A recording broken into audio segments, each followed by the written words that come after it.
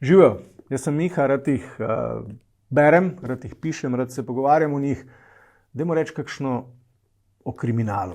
Kriminal nas neustavljivo privlači, zato ker je ena zanimiva alternativa temu jebenemu lifestylu poštenjaka, ki smo si ga izbrali ali pa morali izbrati, ker smo bili vzgojeni v to, zato da bomo fini in pridni pripadniki naše fine in pridne družbe. Je pa res, da je to vredno razmisleka v svetu, ker nam vedno bolj postaja jasno, da od globalnega do lokalnega nivoja, da ga upravljajo psihopatski kriminalci, človek ni čisto ziher, a je izbral pravo pot. In pri premisleku, k dokončni odločitvi, ostati pošten ali izbrati alternativo, nam lahko pomagajo kriminalni romani. In Jo Nes bo čudovit primer tega, ker ne slika kriminalce pa njihove preganjalce, policijske inšpektore enoplastno, ampak so vsi zelo zanimive, večplastne osebnosti, do katerih lahko razvijemo in tak občutek sočutja. In na Mladinski knjigi Plus je en kup Nesboja v obliki zvočnic ali pa e-knjig.